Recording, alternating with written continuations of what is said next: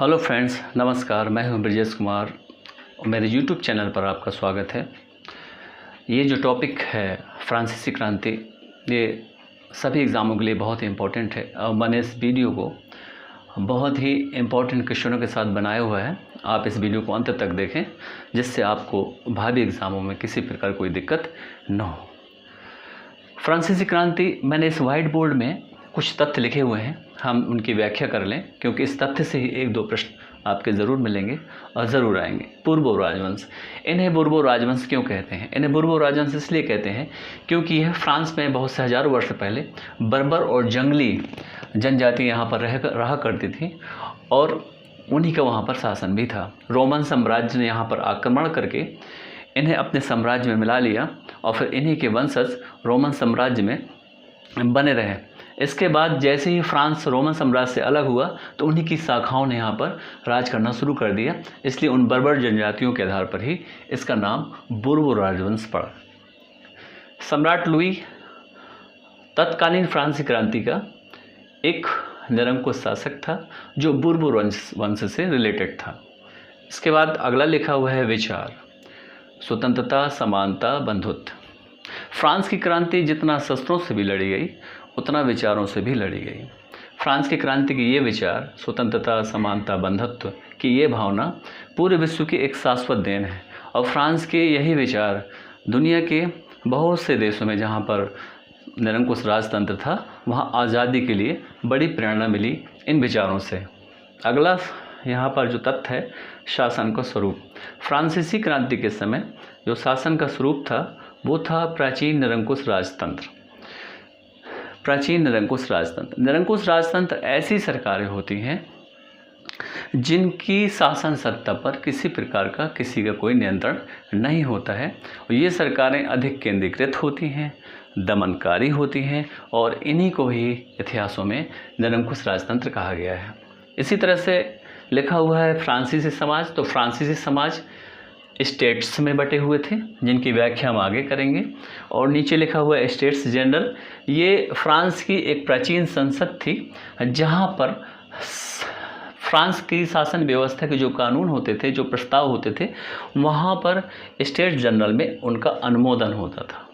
इसके बाद हम इस मैप को लेते हैं क्योंकि मैप से रिलेटेड भी कई प्रश्न उठते हैं आपके एग्ज़ामों में। ये फ्रांस के उत्तर में पेरिस है जो उस समय तत्कालीन फ्रांस की क्रांति का एक केंद्र था और पेरिस से ही दक्षिण पश्चिम में 18 किलोमीटर दूर वर्साय था जो उस समय के राजा लुई 16वें का एक भव्य राजमहल था और इसी पेरिस में ही बास्तील का किला था, फोर्ट था और ये किला एक निरंकुश राजतंत्र का प्रतीक भी था और साथ ही साथ फ्रांस की प्रजा का एक घृणा का केंद्र भी था। चलिए, इन तथ्यों का अध्ययन करने के बाद अब हम पढ़ते हैं फ्रांस की क्रांति। सन 14 जुलाई 1789 का दिन था। इसी दिन फ्रांस में पेरिस में आतंक का माहौल था। चारों तरफ गलियां सन्नाटे पर परखी हुई थी। ऐसे में अफवाहें फैल गई कि सम्राट लुई पेरिस पे अपने सैनिकों के साथ आक्रमण करने वाला है। वर्साय में वो सैनिकों को इकट्ठा कर रहा है और पेरिस में स्वतंत्रता सेनानियों को, राष्ट्रवादियों को, क्रांतिकारियों को कुचलने वाला है। और जो बास्तील में जो उस समय किला न होकर लुई 16वें के एक जेल था, यातना गृह था, वहाँ पर जितने भी क्रांतिकारी बंद थे उनकी हत्या करने वाला है। ऐसे में देखते देखते पेरिस और पेरिस के आसपास सारे गाँव में एक खामोशी सी छा गई और ऐसे में फ्रांस की गली गली में सम्राट के विरुद्ध एक जन विद्रोह खड़ा हो गया और देखते देखते लगभग 7000 लोगों की भीड़ सीधा पेरिस पर बढ़ने लगी, वर्साय की ओर बढ़ने लगी। ऐसे में उन्होंने सम्राट के जितने भी सरकारी भवन थे, जितने भी उनके स्टोर थे, वहाँ पर इन्होंने आक्रमण करना शुरू कर दिया और इस उद्देश्य से आक्रमण शुरू कर दिया कि जितने भी अस्त्र शस्त्र मिलेंगे, जितने भी हथियार मिलेंगे उन्हें लूटा जाएगा और राजा के साथ सीधा सीधा युद्ध लड़ा जाएगा, इसी उद्देश्य पर। और वो बढ़ते चले गए और देखते देखते इस आंदोलन में महिला, बच्चे, बुजुर्ग जो भी मिला वो शामिल होते चले गए और पेरिस को उन्होंने घेर लिया। एक भीड़ ने बास्तिल के फोर्ट पर आक्रमण कर दिया और इसे ध्वस्त कर दिया। बास्तिल का किला जो उस समय एक निरंकुश राजतंत्र का प्रतीक था, इससे नष्ट कर दिया गया। 14 जुलाई 1789 को इसके नष्ट होने से ही फ्रांस में इसे एक राष्ट्रीय क्रांति के रूप में देखा गया और इस बास्तिल के किले को नष्ट करके इसकी जो ईंटें थी, पत्थर थे, इनको फ्रांस के लोगों ने इकट्ठा किया और इकट्ठा करने के बाद उन्हें बाज़ार में बेचा भी और ये उन लोगों ने ख़रीदा जो फ्रांस के निरंकुश राजसत्ता के विरुद्ध में थे और एक स्मृति चिन्ह में रखना चाहते थे। ये जो फ्रांस की घटना घटित हुई, बास्तिल फोर्ट का जो ढहना हुआ और जनता ने जो पेरिस पर आक्रमण किया, यही आक्रमण और यही क्रांति ही फ्रांसीसी क्रांति के नाम से जानी जाती है। ये क्रांति 1-2 दिन की घटना नहीं है, लंबे वर्षों का एक परिणाम है। इतिहासकारों ने ये जो घटना घटित हुई, ये जो पहली बार एक निरंकुश राजतंत्र के विरुद्ध प्रतिक्रिया हुई, इतिहासकारों ने इसे इसके चली आ रही घटना के रूप में देखा है। आइए हम देखते हैं कि फ्रांस में यह घटना घटित कैसे हुई, क्यों हुई और इसके कारण क्या थे। पहला कारण,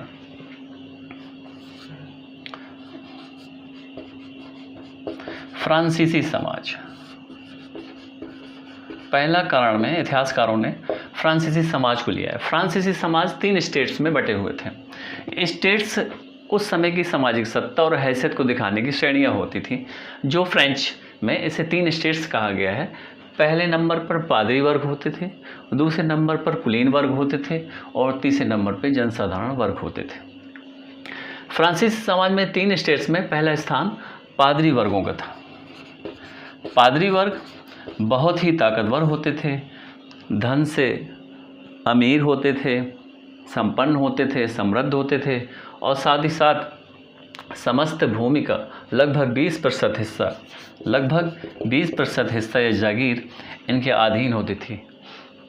फ्रांस का समाज उस समय कैथोलिक राजधर्म का पालन करता था। कैथोलिक राजधर्म से फ्रांस की जनता के द्वारा ही पालन नहीं होता था, बल्कि शासन सत्ता पर भी उसका प्रभाव था। ये पादरी इतने शक्तिशाली होते थे कि वो फ्रांस की सत्ता को भी हटा सकते थे और साथ ही साथ फ्रांस की सत्ता पर किसी दूसरे व्यक्ति को बैठा भी सकते थे।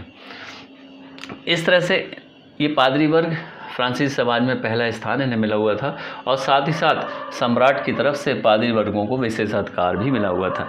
जैसे इन्हें करों में छूट मिली हुई थी, दंड और नियम में छूट मिली हुई थी, विधान में छूट मिली थी। साथ ही साथ पादरियों के अलग न्यायालय होते थे, इनके दंड विधान भी अलग होते थे और पादरियों को कुछ ऐसे अधिकार मिले थे जिसमें वो कर भी वसूल सकते थे। पादरियों के द्वारा एक कर था टाइद एक धार्मिक कर था और ये कर वसूल करने का अधिकार इन पादरियों को था।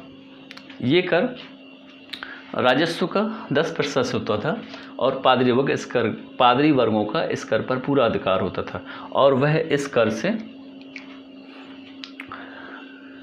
से थोड़ा सा जन सेवा या धार्मिक कार्य करते थे, अब बाकी जो मिलता था वो अपने पास रखते थे।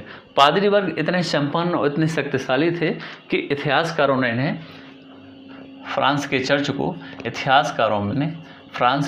को राज्य के अंदर राज्य कहा है। राज्य के अंदर राज्य कहा है, इतने शक्तिशाली थे। दूसरा वर्ग हम लेते हैं कुलीन वर्ग का। कुलीन वर्ग वो वर्ग होते थे जो भूस्वामी या भूसामंत होते थे और जितने भी उच्च पद होते थे, चाहे वो राज्य के हों, चाहे वो सेना के हों, चाहे वो पादरी को है, उन कुलीन वर्गों का ही अधिकार होता था। इन कुलीन वर्गों का काम होता था युद्ध के समय राज्य की सेवा करना, सम्राट की मदद करना और सामान्य स्थिति में गांव में जाके वहां पर न्याय व्यवस्था बनाए रखना इन कुलीन वर्गों का काम होता था। ये कुलीन वर्ग भी एक राज्य की तरफ से विशेषाधिकार इन्हें मिला हुआ था और इन्हें हर तरह के करों से छूट थी और इन्हें विशेषाधिकार भी मिला हुआ था और ये किसानों से थोड़ा बहुत कर भी वसूल करते थे। अगला वर्ग जनसाधारण वर्ग आता है। ये वर्ग तीसरे नंबर का स्टेट्स है। इस स्टेट्स में 3 कैटेगरी हैं। नंबर 1 में है मध्यम वर्ग, बी में है किसान और शिल्पकार, और सी में थे भूमिहीन किसान, भूमिहीन कृषक और कृषक दास। इन तीनों में से सिर्फ मध्यम वर्ग की स्थिति अच्छी थी, क्योंकि ये कुछ अमीर भी होते थे। श्रेष्ठ पदों को छोड़कर सारे पद इन मध्यम वर्गों के पास ही होता था। इन मध्यम वर्गों में व्यवसायी, व्यापारी, शिक्षक, इंजीनियर, ये बहुत से ऐसे लोग होते थे जो संपन्न भी होते थे, धनी भी होते थे, लेकिन समाज में इनकी हैसियत बहुत ही निम्न होती थी। राजनीति में कोई भागीदारी नहीं होती थी। सरकार के नियम इनके लिए बड़े कठोर बनाए जाते थे, और साथ ही साथ जो सामंत होते थे इनका हमेशा शोषण करते रहते थे। और इसके साथ ही साथ राज्य के द्वारा जो कर में वृद्धि होती थी, इन जनसाधारण को ही भोगना पड़ता था, क्योंकि पादरी और कुलीन तो कर से मुक्त थे, लेकिन जो कर का बोझ पड़ता था वो इस तीसरे स्टेट पर ही पड़ता था। और तीसरे स्टेट में सबसे ज़्यादा कर इन मध्यम वर्गों को ही देना पड़ता था, किसानों को भी देना पड़ता था, और भूमिहीन कृषक दास को भी देना पड़ता था। इस तरह से फ्रांसीसी समाज ऐसे भेद और ऐसे अन्याय में बटा हुआ था, जिसके कारण फ्रांस की क्रांति संभव हो सकी। दूसरा कारण हम लेते हैं फ्रांस की क्रांति का आर्थिक कारण। दूसरा कारण लेते हैं आर्थिक कारण।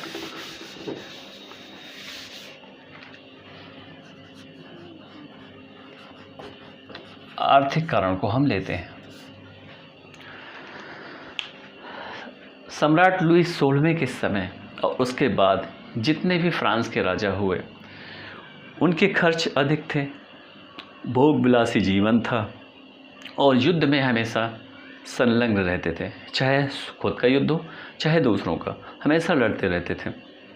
लुई 14वें के शासनकाल में ही फ्रांस पर कर्जों का बोझ लग चुका था।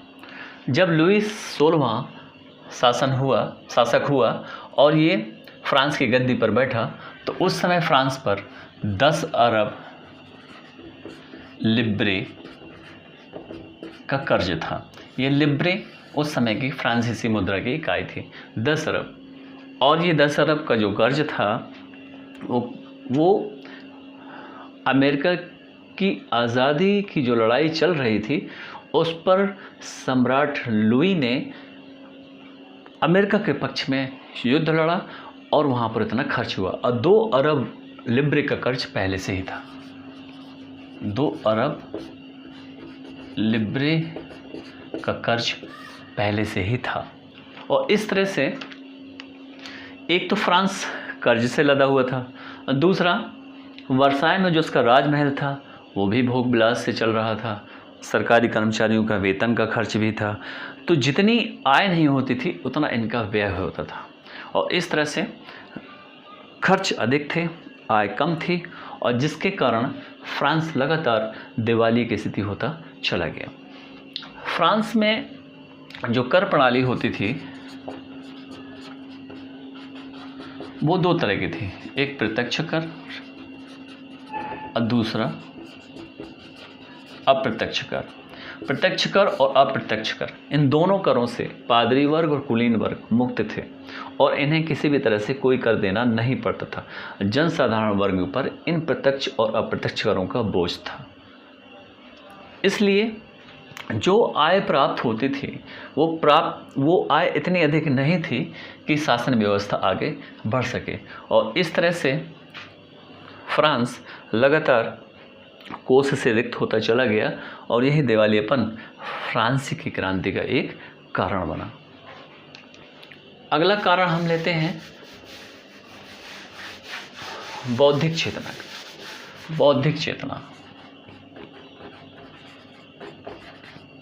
बौद्धिक चेतना को लेते हैं। फ्रांस की क्रांति का अगला कारण है बौद्धिक चेतना।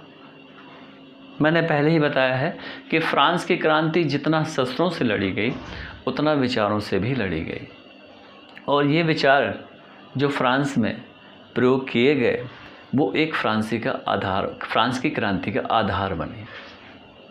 इन विचारों में हम जॉन लॉक को लेते हैं, जिन्होंने टू ट्रीटाइजेस ऑन गवर्नमेंट एक पुस्तक लिखी, टू ट्रीटाइजेस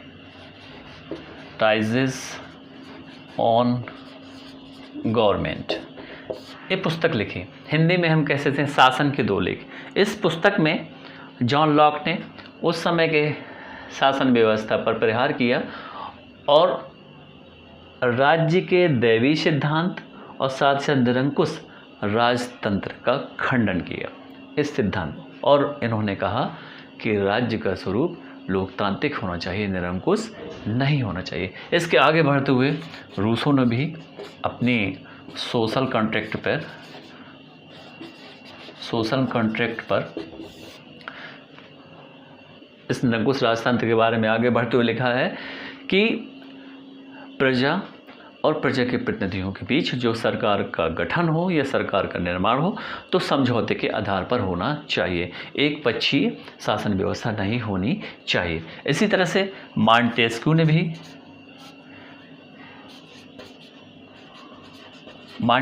भी द स्पिरिट ऑफ लॉज, कानून की आत्मा में कहा कि सरकार के अंदर शक्तियों का विभाजन होना चाहिए, विधायिका, कार्यपालिका, न्यायपालिका में बटी होनी चाहिए, जिससे शासन सत्ता ज़्यादा से ज़्यादा केंद्रीकृत न हो पाए और निरंकुशता उसमें न आ पाए। इसलिए सरकारों को विभाजित होना चाहिए। और इन्होंने उदाहरण दिया अमेरिका संविधान का। जैसे अमेरिका के संविधान में शासन सत्ताएं बटी हुई होती हैं और साथ ही साथ वहाँ पर शक्ति का संतुलन है, इसी तरह से फ्रांस में भी ऐसा होने चाहिए। इन्हीं बौद्धिक चेतना, इन विचारकों के द्वारा, दार्शनिकों के द्वारा ही इन्होंने पुस्तकों और पेपरों के द्वारा, अखबारों के द्वारा जन जन तक पहुँचाया। लोगों ने इनके विचारों को पढ़ा और साथ ही साथ आत्ममंथन किया, चिंतन किया, और इन विचारों से जो फ्रांस के राजनेता थे, जो फ्रांस के निरंकुश राजा थे, इनके विरुद्ध एक क्रोध और एक चेतना का जन्म हुआ जो संगठन के काम आया, और देखते देखते यही विचारधारा, यही विचार फ्रांस की क्रांति का एक कारण बना। अब फ्रांस की क्रांति का तत्कालिक कारण का अध्ययन करते हैं, जिसके आधार पर फ्रांस की क्रांति संपन्न हुई।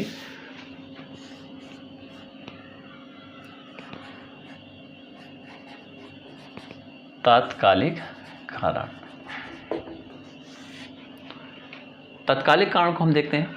फ्रांस दिवालिया हो चुका था, कर्ज का बोझ बढ़ चुका था, अरबों लिब्रे उसके ऊपर कर्ज था, ब्याज भी बढ़ता चला जा रहा था, जितनी आय नहीं थी उससे ज़्यादा उसके खर्च थे, और साथ ही साथ बहुत कुछ आय का एक हिस्सा ब्याज में भी चला जा रहा था। आर्थिक सुधार और अर्थतंत्र के सुधार के लिए कई प्रयास किए गए, लेकिन आर्थिक सुधार नहीं हो पाया। ऐसे में रानी मैरी एंटोनेट के एक कृपा पात्र अर्थशास्त्री ब्रीन को वित्त मंत्री बनाया गया, और इसमें वित्त मंत्री से कहा गया कि आर्थिक सुधार के लिए आप कोई न कोई सिफारिश दीजिए। इस ब्रीन के द्वारा जो सुझाव दिया गया वो ये दिया गया कि भूमि पर कर पादरी वर्ग, कुलीन वर्ग और जनसाधारण वर्ग तीनों को समान रूप से लागू होना चाहिए, और साथ ही साथ उन्होंने एक नया कर स्टाम्प शुल्क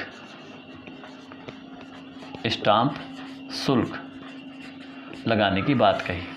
ये एक नया कर था, भूमि को बेचना या खरीदना,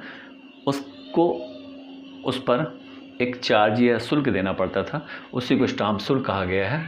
ब्रीन ने स्टाम्प शुल्क का प्रावधान किया और सिफारिश की। ऐसे में पादरी और कुलीन वर्गों ने इसका विरोध किया, स्टाम्प शुल्क का विरोध नहीं किया, उन्होंने सभी वर्गों को भूमि पर कर लगाने का विरोध किया। क्यों? क्योंकि पादरी और कुलीनों का विशेषाधिकार प्राप्त था, इसलिए वो नहीं चाहते थे कि हमारे ऊपर कोई कर लगे। ऐसे में सम्राट ने सभा भंग कर दी और ब्रीन से कहा कि आप अपने प्रस्ताव को तैयार करके हमें दीजिए। और ब्रीन ने प्रस्ताव करके सम्राट को सौंपा और सम्राट ने उस प्रस्ताव को पार्लमा के पास भेज दिया। पार्लमा के बारे में थोड़ा समझ लीजिए। पार्लमा है क्या? पार्लमा कोई जनप्रतिनिधि नहीं है, बल्कि इसकी स्थिति एक उच्च न्यायालय की तरह है। उच्च न्यायालय की तरह है।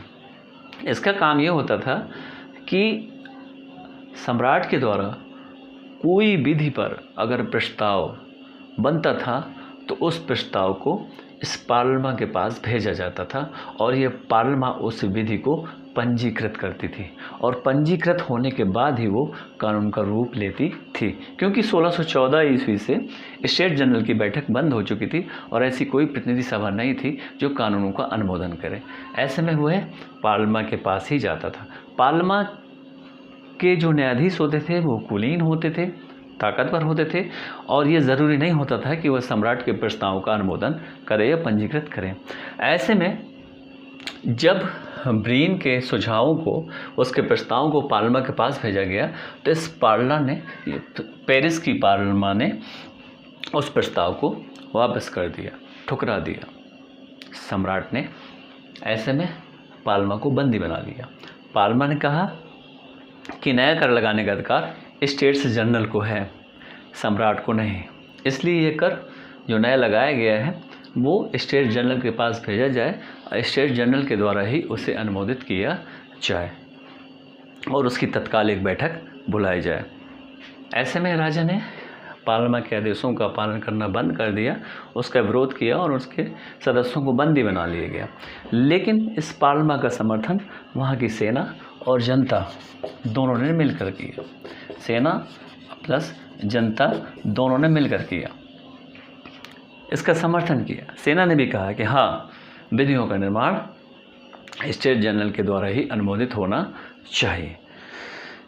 काफ़ी विरोध हुआ, सम्राट ने इस बात का स्वीकार कर दिया और देखते देखते विरोध इतना ज़्यादा बढ़ गया कि सम्राट को स्टेट्स जनरल की बैठक बुलानी पड़ी। और देखते देखते स्टेट जनरल की बैठक का आदेश सम्राट ने दे दिया और 5 मई 1789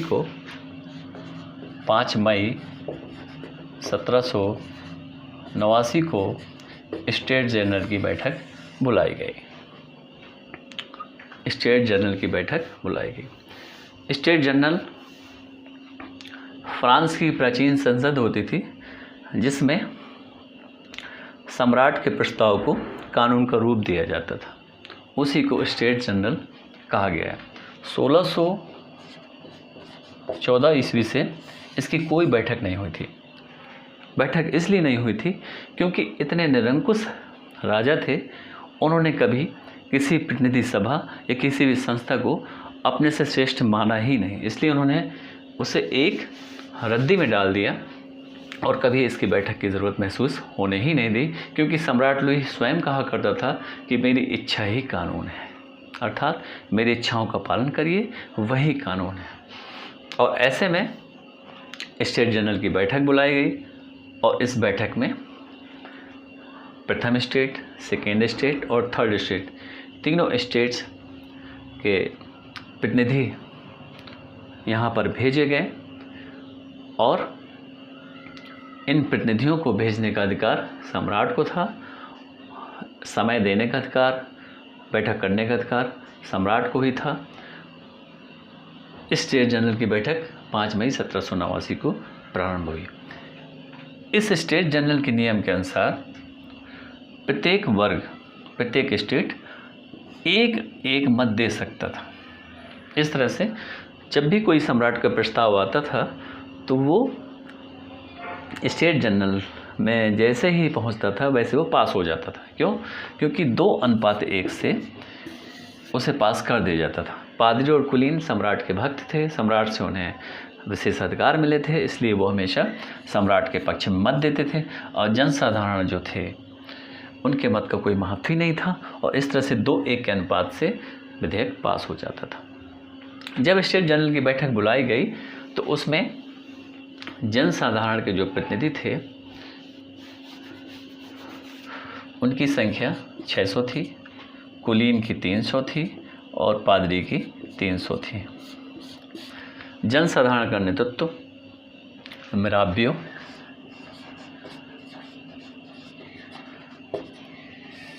और आबे सिए ने किया था।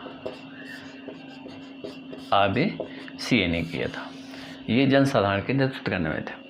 स्टेट जनरल की जब बैठक हुई तो जनसाधारण ने तीसरे स्टेट्स ने कहा कि बैठक संयुक्त होनी चाहिए और हर सदस्य का एक एक मत होना चाहिए।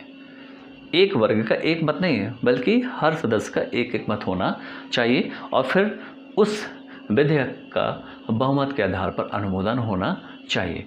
ऐसे में पादरी और कुलीनों ने इसका विरोध किया क्योंकि ये उनके हित में नहीं था और सम्राट ने भी उनका साथ दिया और देखते देखते पादरी और कुलीनों और सम्राटों ने मिलकर स्टेट जनरल के इस प्रस्ताव को अस्वीकार कर दिया। ऐसे में जनसाधारण वहाँ से निकलकर चला गया और स्टेट जनरल की बैठक बिना किसी नतीजे के समाप्त हो गई। कुछ दिनों के बाद लगभग 20 जून को तीसरे स्टेट यानी जनसाधारण के लोग अपनी बैठक करने के लिए वर्साए पहुँचे, उसी सभा स्थल पर जहाँ पर स्टेट जनरल की बैठक हुई थी।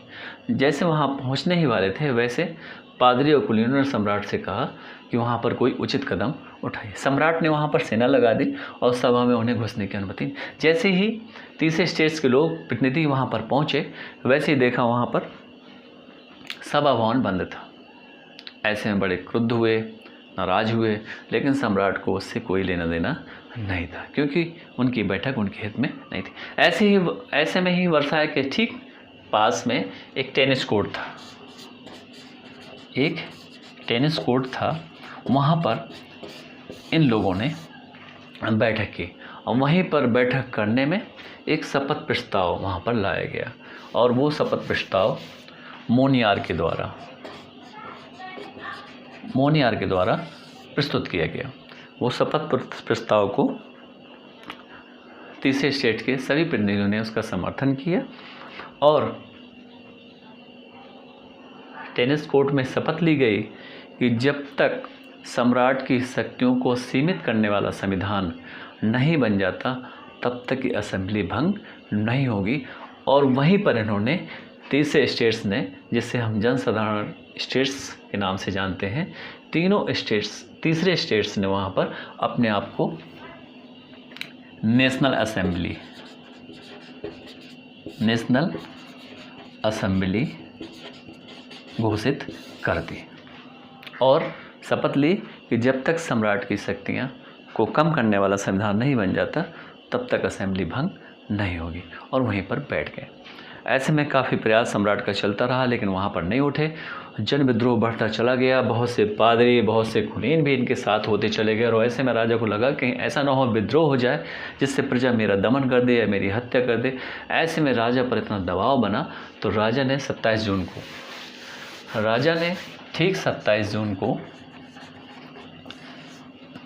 नेशनल असेंबली को वैधानिक मान्यता दे दी और साथ ही साथ सम्राट से शक्ति निकलकर नेशनल असेंबली के पास पहुंच गई और नेशनल असेंबली ने संविधान बनाने के अधिकार और कार्य अपने हाथ में ले लिया।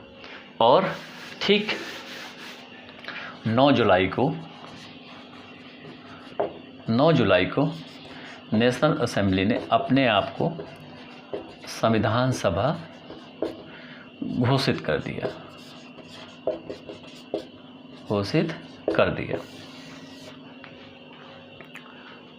अब संविधान सभा जब नेशनल असेंबली ने घोषित कर दिया तो संविधान बनाने का प्रारूप इनके सदस्यों के द्वारा शुरू हो गया। ऐसे में यह अफवाह फैली कि सम्राट लुई 16वां, जो पेरिस में बास्टिल का किला था, जो स्वतंत्रता सेनानी और राष्ट्रवादी बंद थे, जिसे यातना का घर कहा गया है, वहाँ पर क्रांतिकारियों की हत्या करने वाला है और जैसी अफवाहें फैली वैसे पेरिस की गलियों में भीड़ इकट्ठा हो गई और 7,000 की भीड़ बास्तिल के किले पर घुस गई। वहाँ पर जितने भी 7 सैनिक थे उन्हें मार दिया गया और बास्तिल की एक एक ईंट को तोड़कर उठाकर ले गए और उन्हें बाज़ारों में बेचा गया। देखते देखते पूरे फ्रांस, पेरिस में, गाँव में, गलियों में लगातार हत्याएं होने लगी। पादरियों को मारा जाने लगा, कुलीनों को मारा जाने लगा। सम्राट के जो सैनिक थे, उसके जो समर्थक थे, उन्हें भी मारकर बंदी बनाया गया और साथ ही साथ उनकी जो संपत्ति थी, उनके जो हथियार थे, लूट लिए गए। और ये घटना फ्रांस में एक इतिहास के रूप में दर्ज हो गई, जिसे फ्रांसीसी क्रांति के नाम से जाना जाता है। और ये घटना 14 जुलाई 1789 ईस्वी को घटित हुई। ऐसे विद्रोह इतना ज़्यादा फैल गया, सम्राट को अब ये लगा और अनुभव हो गया कि अब विद्रोही आक्रमण हो रहे हैं, हो सकता है कि किसी भी समय हमें पकड़कर मार दें या हमारी हत्या कर दें। ऐसे में सम्राट ने विद्रोहियों को भांपते हुए अपने आप को समर्पण कर दिया और संविधान सभा, जिसे नेशनल असेंबली भी कहा गया है, इस नेशनल असेंबली को वैधानिक मान्यता दे दी और सम्राट ने ये स्वीकार कर लिया कि आज से मेरी संपूर्ण शक्तियाँ जो मुझे मेरे पास थीं, उस पर संविधान का नियंत्रण होगा। यही थी दोस्त फ्रांस की क्रांति। अगर मेरे वीडियो अच्छा लगा हो, आपको पसंद आया हो, तो सब्सक्राइब कर दीजिएगा। और अगर आप इसे अच्छे से पढ़ेंगे तो एक भी क्वेश्चन छूट कर नहीं जाएगा। Thank you.